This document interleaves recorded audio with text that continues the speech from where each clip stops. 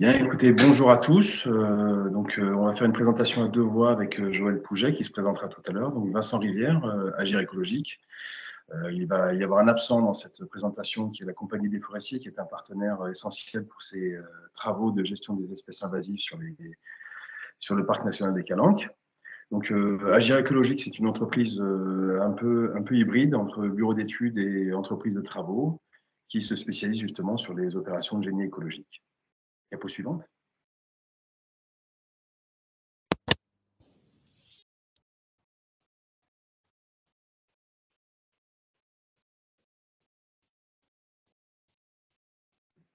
Parfait. Donc, cet objectif zéro déchet, déjà, on va le recontextualiser un petit peu. On est dans le cadre du programme LIFE Habitat Calanques qui s'est déroulé entre 2020 et 2022. Suite à cette fin du programme LIFE, le Parc national des Calanques voulait poursuivre la démarche de gestion des espèces invasives sur certains sites, et en particulier sur les îles du Frioul. Juste pour recontextualiser aussi, on est sur des espaces qui sont à fort enjeu de conservation. Ici, en l'occurrence, 12 espèces végétales protégées, plus des habitats d'intérêt communautaire. Donc, une certaine contrainte à réaliser des travaux dans ce genre d'espace, dont je parlais tout à l'heure. Et depuis le démarrage du LIFE, on a traité 26 hectares sur les 200 hectares des îles du Frioul, c'est-à-dire à peu près ça fait combien ça fait 26 hectares sur 200 hectares. 10%. Diapo suivante.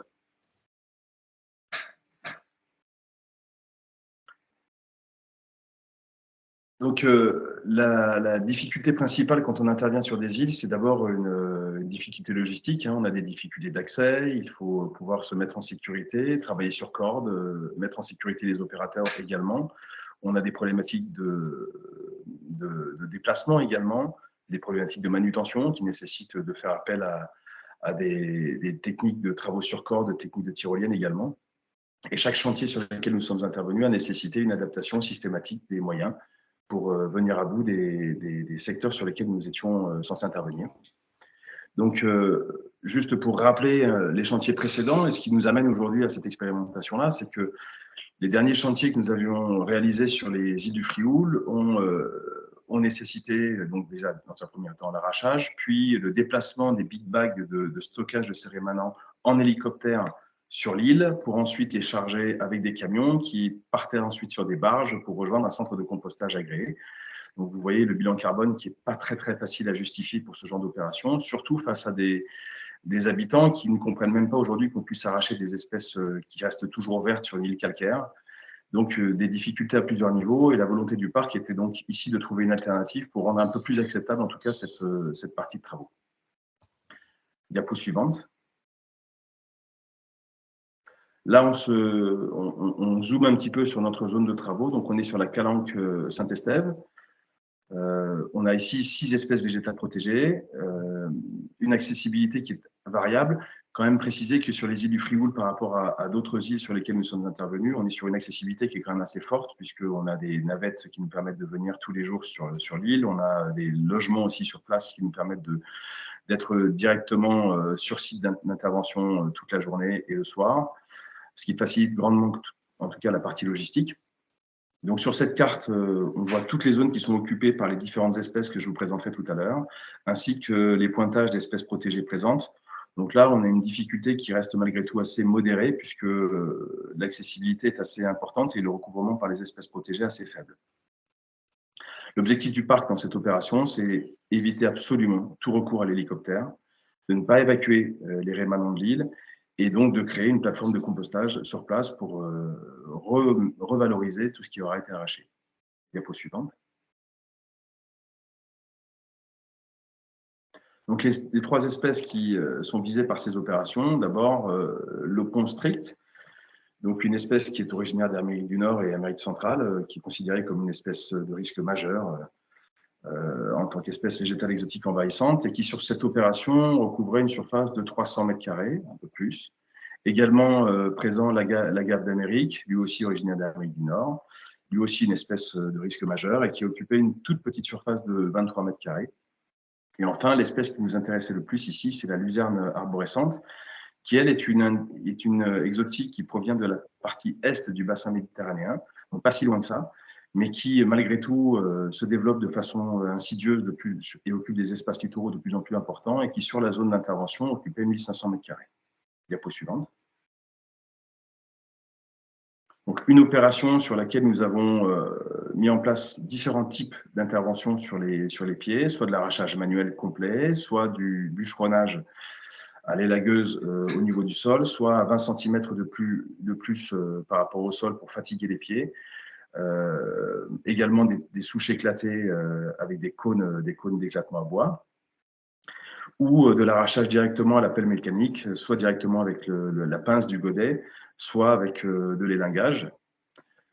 L'opération a permis par moment de pouvoir aussi faire du broyage immédiatement sur place des pieds que nous avions arrachés. L'objectif de ces opérations, c'est évidemment d'éviter de faire trop de manutention avec des pieds entiers, puisque les volumes occupés peuvent être extrêmement importants. À chaque fois que nous avons fait les arrachages et les broyages, les pieds le résidu est stocké en big bag qui vont être récupérés ensuite avec un Manitou. Donc vous voyez la flèche ici qui nous permet de récupérer à partir d'une piste accessible et sur laquelle on peut manœuvrer sans trop de difficulté. Ça nous permet d'aller chercher les sacs qui sont situés à une distance relativement limitée dans notre zone d'intervention. Donc, tous les types de traitements différenciés ont été cartographiés de façon à faciliter le suivi et apporter un peu de retour d'expérience par la suite. Une fois tous ces rémanents récupérés, ils sont acheminés vers une plateforme de compostage. Vous voyez la photo en bas à droite. Donc, c'est un mélange à la fois d'arbres entiers, de luzerne broyée, de rémanents de ponces strictes et d'agaves sur une dalle béton qui est située sur l'île. Diapo suivante. Et je vais laisser maintenant la main à Joël. Et merci, bonjour à tous. Je vais commencer par présenter AgroSylva. Alors, AgroSylva fait du retour au sol de la matière organique, mais pas n'importe comment, puisqu'on le fait systématiquement en circuit court. Et c'est ça qui est important pour nous. On est une petite structure, une petite société qui a été créée en 2015, qui était totalement indépendante. On est à peu près 5 équivalents temps plein et on travaille essentiellement dans le sud de la France, en PACA et en Corse. Même si on n'est pas dans le même domaine que vous, en fait, hein, que les sociétés en écologie, je pense, on partage pas mal de points communs, notamment sur les valeurs et les convictions. On est des gens passionnés, voilà. On est surtout des gens passionnés avec beaucoup de valeurs chevillées au corps.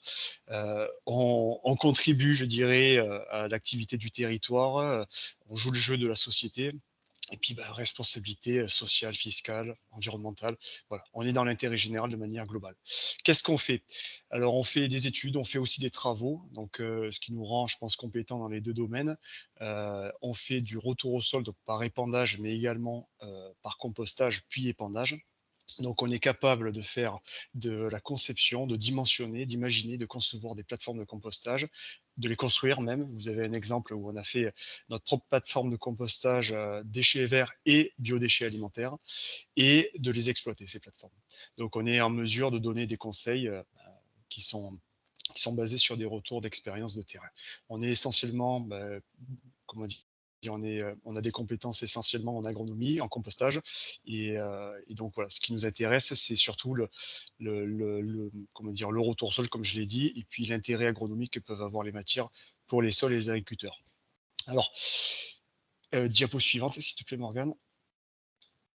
Donc, le sujet pour lequel j'interviens à présent concerne effectivement l'intervention avec Vincent et la compagnie des forestiers sur l'île du Frioul. Donc, Vincent l'a exprimé. L'idée initiale, c'était d'éradiquer les EVE, mais dans des conditions où on n'ait pas besoin de les transporter par hélicoptère, ce qui était totalement incroyable.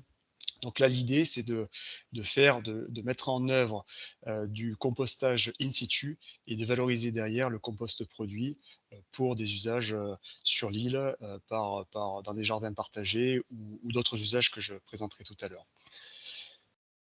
Diapo suivante. Donc, vous l'avez vu tout à l'heure, effectivement, il y a eu une phase de conception, une phase d'étude qui a mené lieu après à une expérimentation là, que je vais présenter. Au cours de la phase d'étude, on s'est demandé comment faire en sorte de composter de manière cohérente, efficace, sans difficulté sur l'île. Donc, on s'est adapté tout d'abord aux conditions locales. Déjà, on a pas mal d'avantages qui se présentaient à nous. On a une infrastructure qui a existé, une grande dalle bétonnée qui était déjà présente sur place, qui avait en plus une position centrale vis-à-vis de l'île du Frioul sur les deux presqu'îles qui la composent. Et en plus, comme l'a dit Vincent, il y avait un soutien assez massif de la population qui ne comprenait pas pourquoi on évacuait par hélicoptère des, des espèces végétales. Donc la population était vraiment très favorable à cette intervention-là. Par contre, il y a des inconvénients, c'est que cette belle dalle bétonnée qu'on a pu exploiter, il faut la partager. Il y a des coactivités pour les pompiers, les Jeux Olympiques très prochainement. Le contexte d'insularité, donc Vincent l'a bien évoqué tout à l'heure, donc avec les difficultés que ça peut représenter, notamment pour le matériel mécanique. La nature des matières premières, donc les eaux ponces et les médicagos qui sont des matières particulières, et avec le risque de dissémination. Et enfin, les conditions climatiques. Donc, on est sur une île où il pleut très très peu, il fait beaucoup de vent, beaucoup de mistral encore aujourd'hui. Et donc, voilà, ça fait partie des paramètres à prendre en compte. Donc, on nous a demandé de proposer un protocole de compostage qui tienne compte de tous ces éléments. Donc, les mesures d'adaptation ont été de délimiter nettement la zone de compostage, que le site soit bien compris de la part du grand public. On utilise du matériel qui soit léger, polyvalent, rustique, et évidemment beaucoup de communication. Ça fait partie de notre travail. Prochaine diapo, Morgane, s'il te plaît. Évidemment, contrairement à une opération de compostage, je dirais, classique, conventionnelle, donc là, on a affaire à des espèces invasives. Donc, il y a des mesures de précaution que l'on prend, en particulier sur la dissémination de ces espèces. Donc, la première mesure qui a été la nôtre, c'était d'utiliser du matériel qu'on a laissé à demeure sur l'île pendant toute la phase de compostage, ce qui évitait de faire des allers-retours, donc allers-retours qui auraient été, qui auraient été susceptibles de disséminer éventuellement des graines. Par ailleurs, lors du retrait de la pelle mécanique, puisque c'est une mini pelle finalement qu'on a utilisée, on a bien fait attention à la nettoyer complètement, à la nettoyer totalement, et ensuite on a appliqué un thermotraitement avec tout simplement un chalumeau sur lesquels qu'on a utilisé pour essayer de faire un choc thermique sur les zones qui étaient en contact avec les matières, et de manière à prévenir effectivement la dissémination. Après, il y a aussi toutes les mesures de prévention des risques que vous connaissez dans les phases de travaux, donc qui consistent en l'apport des EPI, donc les équipements de protection individuelle, de la signalisation, de la surveillance, beaucoup de vigilance. Et ensuite, face au risque incendie, face au risque de pollution, on a également des mesures de précaution que l'on prend et de prévention. Diapo suivante.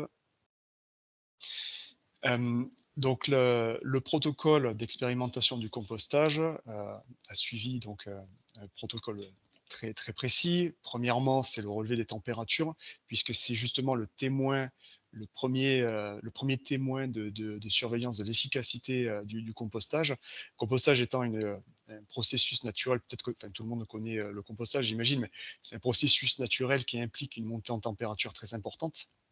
Donc c'est la phase de fermentation.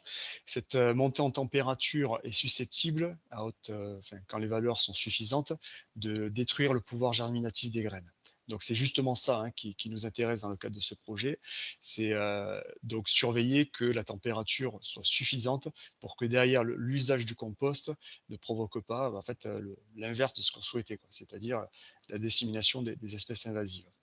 Donc il faut que la température soit dans une gamme qui soit suffisante, pas trop non plus. On ne veut pas de surchauffe, on ne veut pas dégrader la valeur agronomique du compost.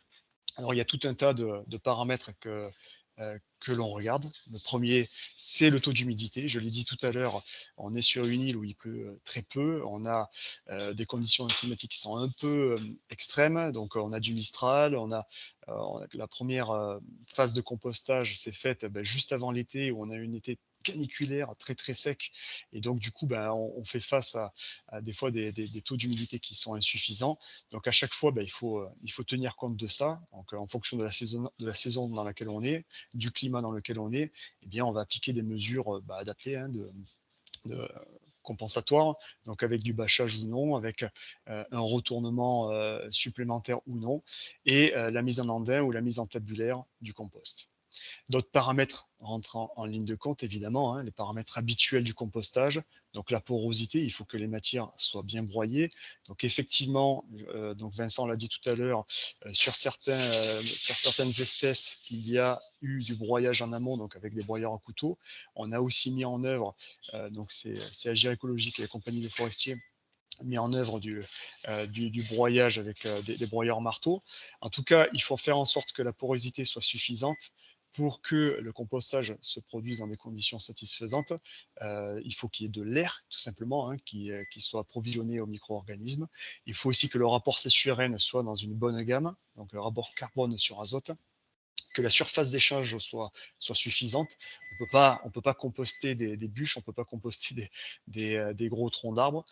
Et enfin, voilà, le pH, surveiller effectivement qu'en fin de fermentation, on ait une maturation qui soit cohérente, donc on ait une bonne colonisation de la matière par notamment les champignons, et qu'on ait en fait une transformation de la matière organique comme on le souhaite.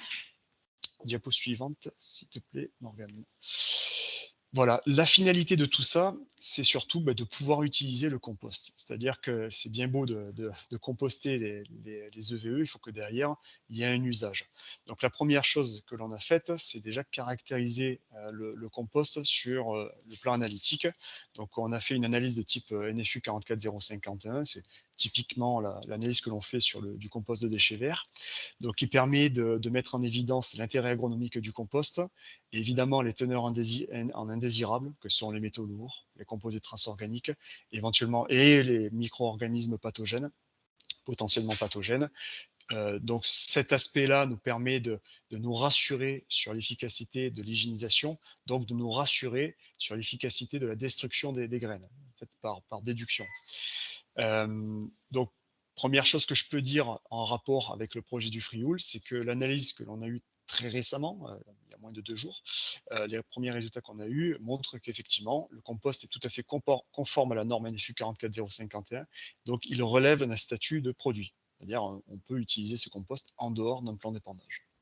Sur les paramètres agronomiques, on a affaire à un amendement organique à effet structurant pour les sols qui permet de stocker le carbone dans le sol de manière durable, de l'enrichir avec de la matière organique stable, avec de l'humus, en fait, tout simplement, de stabiliser le sol, donc d'éviter les phénomènes de ruissellement, d'érosion, etc. Donc tout ça, toutes ces qualités mises bout à bout font qu'on peut envisager un usage in situ, et c'est justement ça qui nous intéresse, c'est justement le fait qu'on puisse utiliser le compost sur l'île.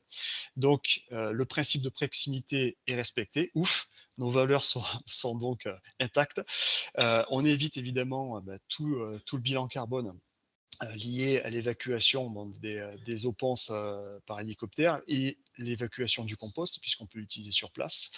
On évite aussi l'importation de matières organiques, alors notamment dans le cas de l'île du Frioul, l'usage retenu, c'était sur des jardins partagés. Et comme je l'ai dit tout à l'heure, l'usage du compost sur des zones agricoles ou pseudo-agricoles, notamment incendiées pour de la revégétalisation, de la restructuration de sol, permet de stocker du carbone. Voilà. Donc, on est vertueux jusqu'au bout. Alors, j'en ai déjà parlé, mais la qualité du compost, ça relève d'un amendement organique. C'est pas un amendement organique hyper riche, c'est ce que j'ai pu voir sur les dernières analyses, hein, qui est utilisé habituellement par les agriculteurs qui font de l'agriculture intensive. Donc, on est sur un compost qui est plus intéressant de par la matière organique est stable, donc l'humus qui va contenir, hein, son coefficient isohumique est très probablement très élevé, beaucoup plus élevé que sur un compost, je dirais, commercial, industriel. Et ses propriétés agronomiques donc, sont très favorables, hein, à une utilisation sur des zones même vulnérables. Donc, sur un contexte un petit peu de rocher, d'île, de zone éventuellement incendiée où on a des problèmes, enfin, on a justement une sensibilité environnementale accrue, eh bien, il s'avère que ce compost-là ne pose pas de problème. Il n'y a pas de risque d'excès de nitrate trop important, puisque justement, voilà, les teneurs en éléments fertilisants sont tout à fait raisonnables. Et donc, il peut participer à consolider le sol, réapporter de la litière dans le sol, la matière organique est stable. Et donc, moi, c'est un petit peu le conseil que j'en ai fait au parc, c'est effectivement un usage, pourquoi pas, sur des zones qui ont été dégradées, qu'il faut cicatriser éventuellement. Ça pourrait faire très bien l'affaire. Voilà. Donc, on est tout à fait sur un usage in situ de la matière, sans risque de dissémination, puisque c'était ça la question qui était posée au départ. Je ne sais pas s'il reste une diapo, je ne crois pas. Je crois que je suis arrivé au terme de la présentation. Voilà, merci à tous. Super, merci beaucoup à tous les deux. Alors, je crois que nous avons reçu quelques questions.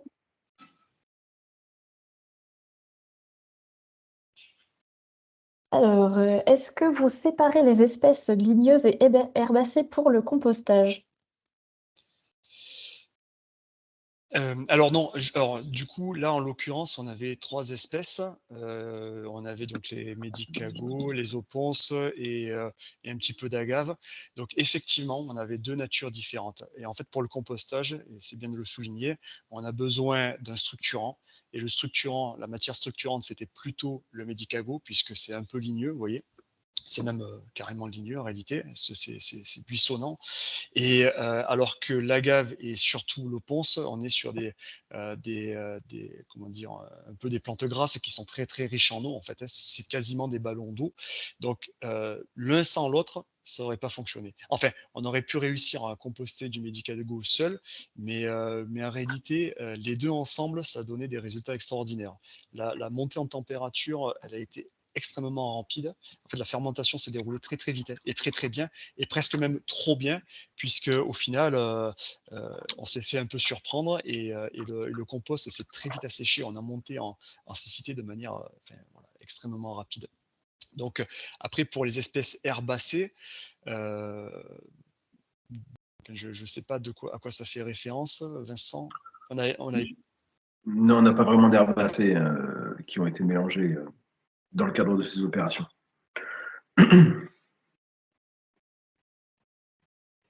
Mais typiquement, voilà, si on a la grande ligne directrice, des espèces qui sont très riches en eau, et qui ont tendance à partir en purée, qui sont un peu, voilà, typiquement comme les oponces ou les agaves, effectivement, il faut prévoir une autre espèce si possible, comme les médicagos, qui, elles, sont beaucoup plus ligneuses, qui vont permettre effectivement une porosité suffisante au processus de compostage.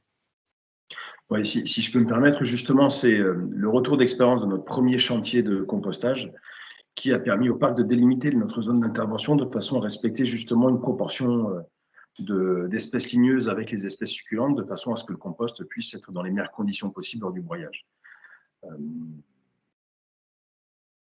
Un dernier point, peut-être, les expérimentations sur la germination des graines avaient déjà été effectuées justement dans le centre de compostage agréé, ce qui nous avait donné une première direction sur l'utilisation possible du compost comme une solution pour revaloriser les déchets de rémanents.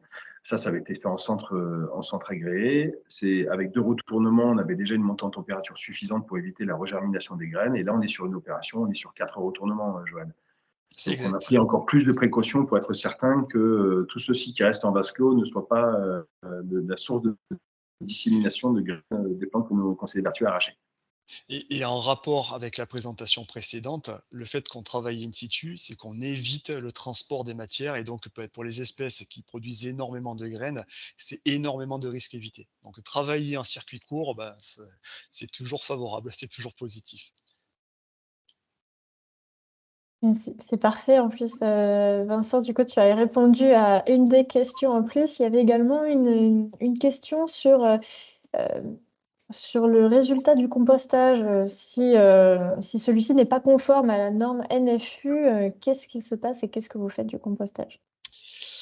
Alors, dès lors qu'un compost ne répond pas à une norme d'application obligatoire, donc il va conserver un statut de déchet. Donc, typiquement, potentiellement, il peut être valorisé, mais dans le cadre d'un plan d'épandage. Donc, avec une petite étude environnementale, étude d'incidence, qui va couvrir la valorisation de ce compost-là.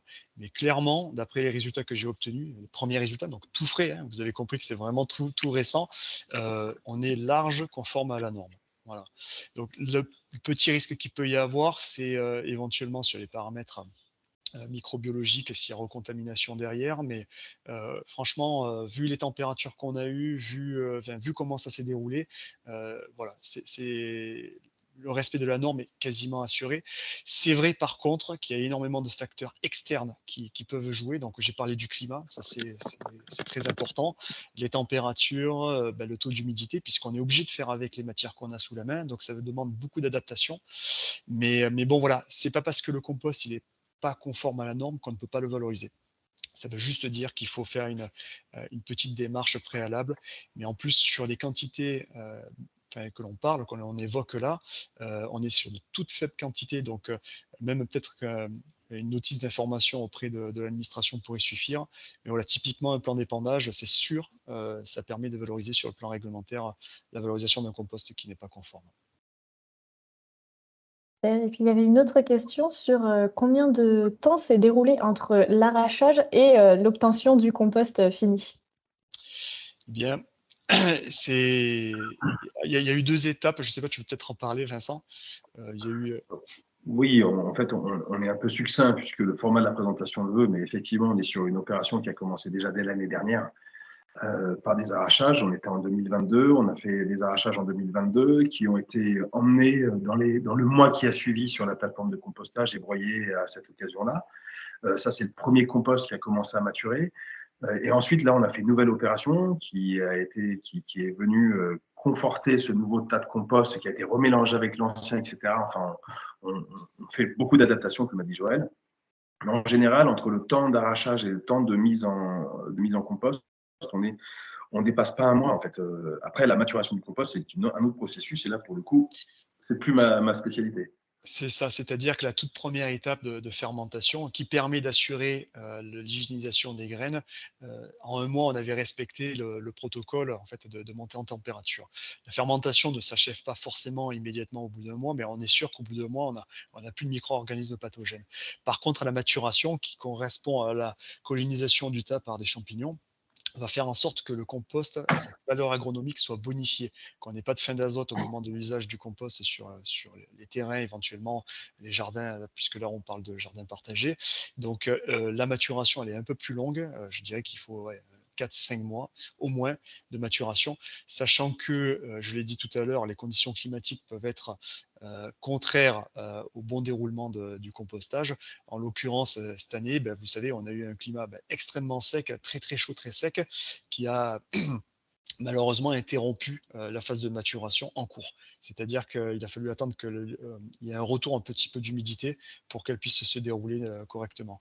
Donc voilà, en gros, en fonction des conditions climatiques, allez, on part sur 6 mois et je pense qu'au bout de 6 mois, c'est bon, mais qui peut le plus, peut le moins, quoi. Si vous avez la possibilité de conserver, parce que la maturation, c'est tout à fait passif, hein. Je veux dire, voilà, c'est juste, c'est recouvert.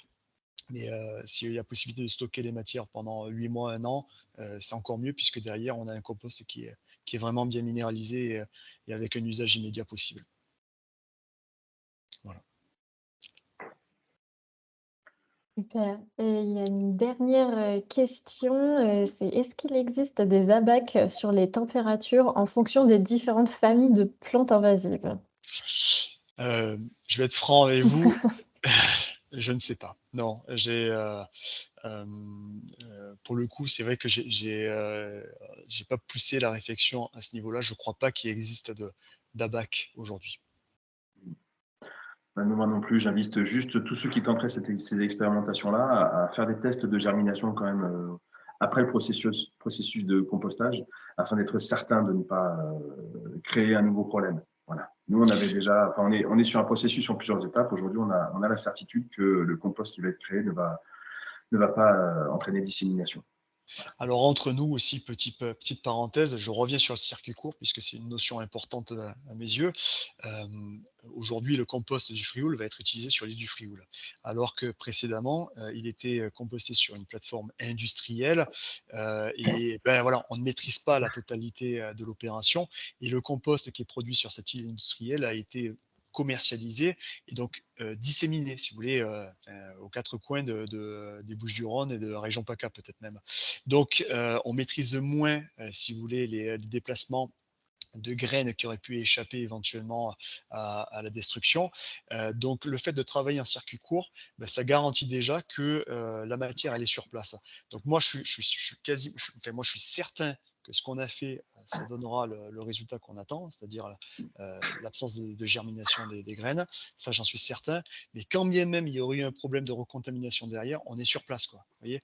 Donc, voilà, je trouve que le fait de travailler in situ, on élimine tout un paquet de risques associés à de la dissémination très large.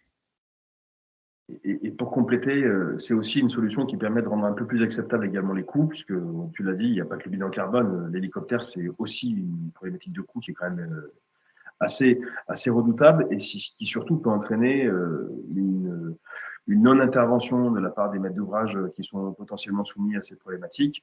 Et là, en proposant une solution locale, circuit court, adaptée et revalorisable, on rend un peu plus acceptable la dynamique de lutte qui, de toute façon, est une dynamique qui, là, on vous présente des one-shots, mais en fait, c'est des problématiques qui vont être mises en place avec du suivi pendant 10 ans sur les zones sur lesquelles on est intervenu. Donc, le fait d'avoir un outil remobilisable, amendable année après année, ça n'est que du positif pour pouvoir rendre la lutte plus efficace à long terme. Voilà. Bien dit. Super, merci beaucoup à tous les deux. Et puis je pense que ça va sûrement en inspirer d'autres du coup pour reproduire ces systèmes en circuit court. Super. Merci à Alain vous. nous rappelle également que, pour mémoire, un guide récent est sorti sur la gestion des déchets des plantes exotiques envahissantes que vous pouvez retrouver sur le centre de ressources. N'hésitez pas à aller consulter toutes ces ressources. Et puis, si vous cherchez les liens directement, elles sont dans la conversation.